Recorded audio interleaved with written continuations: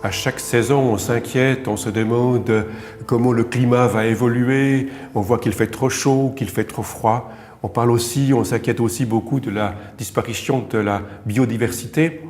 Et toutes ces questions-là, finalement, elles m'interrogent, elles vous interrogent. Et c'est cette interrogation que nous vous proposons de poursuivre maintenant. Parce que l'éthique, c'est pas une réflexion abstraite, l'éthique sociale, c'est pas une question abstraite, mais ça touche effectivement l'ensemble des relations que nous avons les uns avec les autres et avec la nature. Donc aujourd'hui, nous allons nous approprier la problématique de la relation à la nature et nous allons commencer par le faire avec des professionnels. Et évidemment, tout naturellement, le premier professionnel, c'est l'agriculteur, le paysan qui nous nourrit. Et nous allons entendre maintenant Jean-Pierre Bernard, paysan à Cossonay. Alors mon métier, c'est agriculteur. Et depuis que je suis tout petit, j'ai senti cette vocation en moi de l'être. Je suis né dans une famille d'agriculteurs. Nous sommes ici sur cette ferme depuis 3 générations. Et notre arbre généalogique qui remonte à 13 générations, il n'y a que des agriculteurs. Et c'est pour moi vraiment une vocation de travailler la terre, de la travailler le mieux possible pour produire à manger pour tous les gens qui sont autour de nous. C'est vraiment ça qui me motive et que je sens que c'est une vraie vocation de travailler la terre pour donner à manger, pour produire à manger pour tous les gens autour de nous. De travailler la terre dans le respect de la création, car c'est Dieu qui a créé notre environnement, et ça j'y crois. Et c'est lui qui nous a donné aussi les règles pour le faire. Dans la multiplication, si on met une graine en terre, on récolte 50 graines. Ou par exemple, une graine de betterave produit 1 kilo de betterave, c'est-à-dire 200 grammes de sucre, si ça va bien. C'est juste phénoménal ce qu'on arrive à faire. Et tout ça, c'est des règles que Dieu a instaurées par la multiplication. Nos défis actuels sont multiples. On vit dans un environnement où il y a énormément de pression de tous les côtés maintenant sur le monde agricole. Défis environnementaux, défis économiques sur les prix et défis sociétals aussi. On se retrouve toujours moins d'agriculteurs. Beaucoup plus de gens n'ont plus du tout de rapport à l'agriculture, n'ont plus d'aïeux qui travaillaient la terre et ne se rendent plus compte d'où viennent les aliments qu'ils achètent dans les grands magasins. Et on a des défis énormes au niveau des communications à faire. Et on a des défis énormes quant au prix de nos produits à obtenir. C'est toujours difficile de négocier avec des acheteurs quand on est en position tout en bas de la chaîne. Tout le monde se sert avant et ce qui reste, on le donne peut-être encore à l'agriculteur qui a travaillé dur pour des récoltes. Les temps changent et nous aussi on évolue, on prend conscience de choses qu'on ne faisait pas forcément tout juste toujours, mais on nous a appris comme ça et on prend conscience qu'on essaye de travailler beaucoup plus en respectant la nature, en travaillant avec moins d'intrants, travailler avec moins de phytosanitaires, on y arrive. Ça implique aussi apprendre de nouvelles connaissances, après de nouvelles techniques qu'on ne connaissait pas forcément bien avant, qu'on apprend toujours mieux à connaître maintenant, à changer nos façons de travailler, mais on n'a pas toujours l'économique derrière qui suit.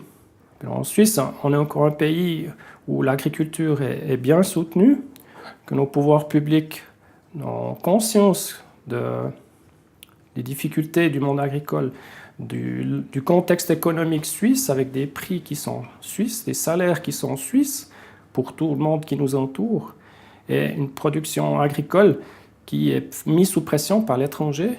Et beaucoup de monde aimerait bien gagner beaucoup d'argent en important le plus possible à des prix super bas pour faire le maximum de bénéfices, même si la production suisse est étranglée par ces prix-là. Je prends l'exemple de la betterave. On en produit depuis très longtemps. On aime bien cette culture, Le prix de la betterave, il y a 20 ans en arrière, il était à 150 francs la tonne. Et maintenant, on se retrouve à 45 francs, 50 francs la tonne. On a augmenté un petit peu la productivité, mais ça n'a jamais compensé le prix.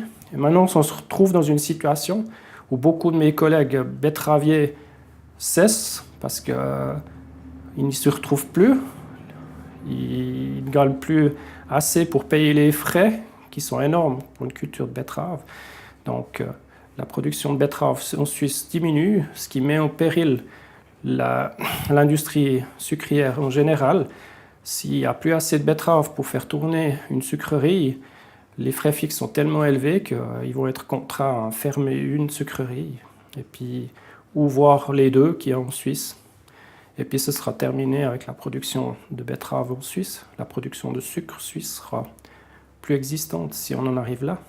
On espère qu'il y a une prise de conscience aussi des acteurs sur le marché qui devraient se dire mais c'est pas seulement les quelques centimes au kilo de sucre qui doivent définir si on veut du sucre ou si on ne veut pas du sucre suisse.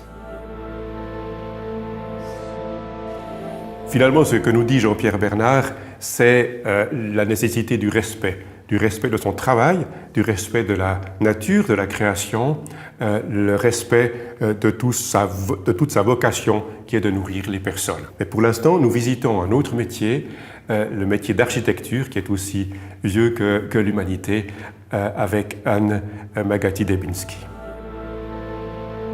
Donc l'essence du métier d'architecte, sa fonction première, c'est de créer un toit pour l'être humain, donc de créer une protection pour que l'homme puisse habiter le monde en étant abrité et en étant sécurisé et qu'il puisse grandir avec son entourage.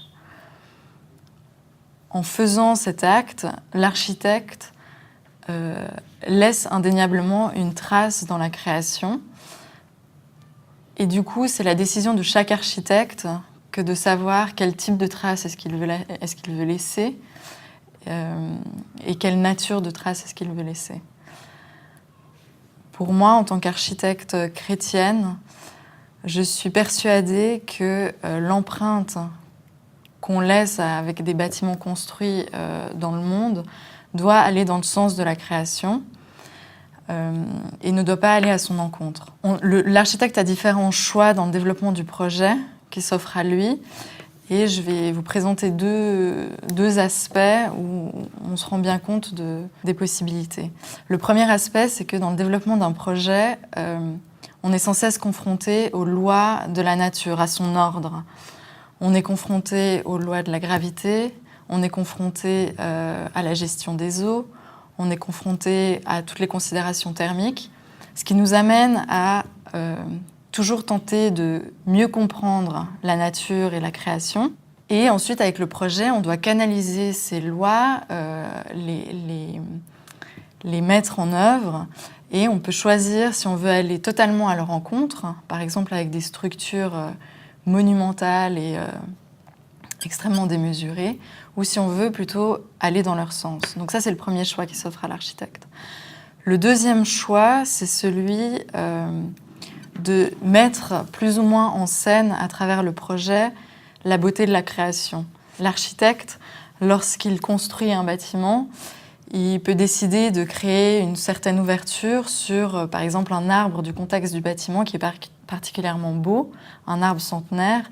Et cette ouverture amènera l'habitant, donc l'utilisateur, à s'arrêter, à regarder l'arbre, en fait à se rendre compte de son existence, donc de sa beauté et de sa raison d'être. Une autre possibilité, c'est que l'architecte, dans la volumétrie du bâtiment, peut mettre en scène des matériaux qui ont des propriétés de surface différentes, suivant les heures de la journée, par exemple. C'est des possibilités qui s'offrent à l'architecte, et c'est là qu'il choisit dans quel sens est-ce qu'il veut diriger ses constructions en rapport à la création.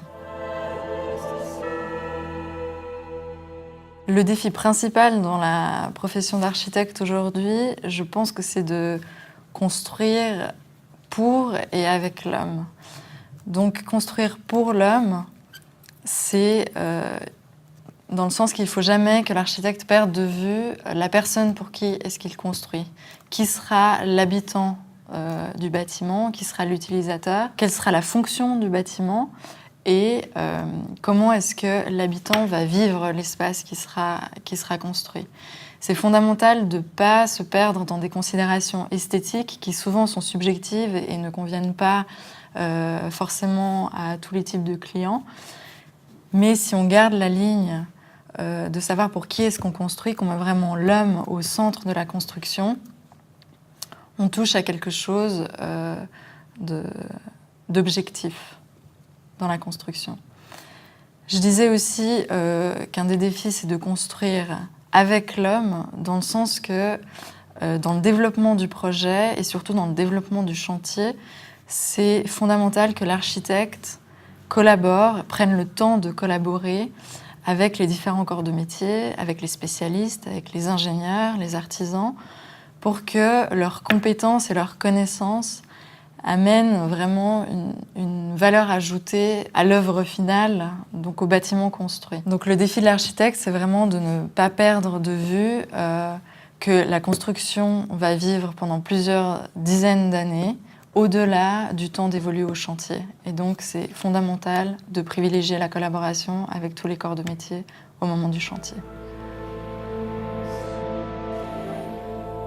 Anne Magatti-Debinski soulève un point qui est intéressant par rapport à son travail, où elle dit finalement « je participe à la création », ou « j'interviens dans la création de Dieu ». Et c'est un des éléments qui est assez centraux dans l'enseignement social de l'Église pour ce qui concerne le travail humain, où finalement on nous dit effectivement nous participons de la création, nous participons à la création par notre travail. Et cela vaut pas seulement pour les architectes, mais pour l'ensemble du travail humain. Ce qu'elle relève aussi, c'est les pressions qu'elle subit, notamment par rapport au délai, par rapport au temps disponible pour les chantiers. Maintenant, nous allons prendre un peu de recul avec le philosophe Dominique Bourg, qui va nous permettre de situer un petit peu les questions que ces deux professionnels ont par rapport à leur champ de travail respectif dans l'ensemble de la problématique de la relation homme-nature. Donc, je vais repartir de deux métiers. Alors, je ne vais pas vous dire les deux métiers les plus anciens au monde parce que je vais vexer, mais en tout cas deux métiers qui sont très liés, enfin originellement justement, qui étaient très liés à l'inscription dans la terre, dans le sol déjà, et dans la terre et dans le cosmos. C'était l'agriculture et c'était l'architecture. Alors, du côté de l'agriculture, par définition, eh bien, on se plie aux exigences du climat, des sols, des territoires, des espèces qui y vivent. Et puis, d'une certaine manière, même si on artificialise un peu, on doit quand même s'insérer dans un ensemble naturel qui vous donne les grandes lignes. Et l'architecture, c'était conçu comme une espèce de microcosme par rapport au grand monde, un macrocosme. L'idée aussi, c'était d'ailleurs de tirer les matériaux de la terre. Et même si on s'élevait au-dessus du sol, c'était bien de s'y enraciner et de se situer pour rendre la terre habitable. Donc ça, c'était ces deux métiers traditionnels. Eh bien, regardons ce qu'en a fait la modernité, parce que ça, c'est quand même très intéressant. Et là, je vais parler d'une modernité assez récente. Je vais parler de celle qui va éclore, en fait, après la Deuxième Guerre mondiale, aussi bien du côté de l'agriculture que du côté de l'architecture, grosso modo.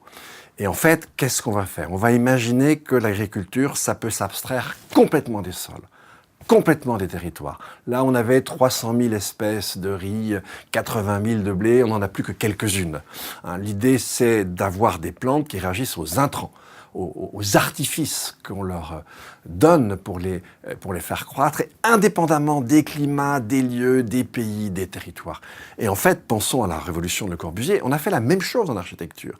L'idée, c'était d'avoir une architecture universelle, fonctionnelle, qu'on pouvait construire à l'identique, finalement, quel que soit le pays, quel que soit le climat. Donc, aussi bien l'agriculture que l'architecture, dans la modernité, se sont paradoxalement pensées comme des activités hors sol, hors terre, parce que c'était les activités humaines et parce que les êtres humains, et ça nous vient de la fin du Moyen-Âge, mais ça s'exprime surtout avec l'avènement de la révolution scientifique, fin 16e, début 17e, ça va recouvrir une certaine attention, une certaine interprétation de la Bible. Genèse 1, 26, 28, parmi les créatures, nous sommes les seuls à ne pas participer du reste de la création, mais être en lien direct à l'image et à la ressemblance de Dieu. Donc on doit dominer les animaux et on doit en être craint. Finalement, ça nous conduit à l'Anthropocène, à un moment donné où on est en train, en ce moment, de perturber complètement le système Terre, au point que peut-être nous n'arriverons plus à le cultiver. C'est ce qui se passe du côté des insectes, nous indique un petit peu ça. Et puis nous pourrons, au bout du compte, même plus l'habiter. Et voilà, la boucle est bouclée. Que faire à partir de ce constat, somme toute, vous l'avez compris, qui est extrêmement dramatique et menaçant? Première conséquence, et elle est évidente, c'est que si on continue ce qu'on fait depuis des décennies, on va heurter un mur à une très grande vitesse et on va s'y écraser. Donc de toute façon, on n'a pas le choix, on doit changer. Côté agriculture, il est clair que ce qui se fait jour déjà depuis plusieurs décennies, c'est un mode d'agriculture très différent, qui ne prend pas de front la nature, qui ne s'en abstrait pas, mais qui l'utilise et qui l'utilise de façon intelligente. C'est tout ce qu'on appelle l'agroécologie. L'idée, c'est plus de faire une monoculture avec labour, mais c'est au contraire de jouer sur la complémentarité des plantes, les unes vis-à-vis des autres. Les unes vont aller fixer l'azote que les autres ne savent pas fixer, attirer le prédateur des autres, etc. Et donc, on a un rendement, il y a une utilité pour les êtres humains. Ils peuvent se nourrir sans avoir trop à amender, il faut quand même le faire, mais surtout, on n'a plus besoin de pesticides, quoi que ce soit, parce que les plantes exercent elles-mêmes. Alors évidemment, il faut aussi que l'environnement plus large soit changé. Et pour l'architecture, c'est à peu de choses près la même chose. Aujourd'hui, on a une architecture, en fait, qui joue sur une gabegie d'énergie, gabegie de métaux, de matériaux, etc. Et on va devoir revenir probablement à une architecture plus simple, utilisant plus les matériaux naturels, évidemment, à la différence de ce que je disais tout à l'heure, très inscrite dans le territoire, dans le climat, et donc un équivalent architectural de ce qu'est la biodiversité pour la nature et la diversité des plantes dans un agro-écosystème d'agroécologie, comme j'en parlais juste avant.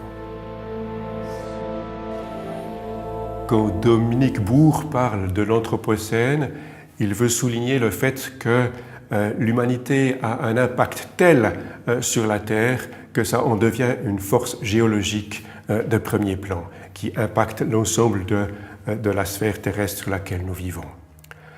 Maintenant, la question est de savoir quoi en faire de cette réalité-là, parce que finalement, ça place la nature non pas comme quelque chose d'extérieur en face de l'humanité, que l'on pourrait exploiter comme n'importe quelle ressource extérieure, mais ça en devient une question intérieure. Et c'est ce que nous allons voir avec Michel Maxime-Heger. Un des points clés de l'encyclique Laudato Si du pape François, c'est vraiment de souligner à quel point la manière dont nous allons traiter la nature et éventuellement l'exploiter dépend de la vision que nous en avons.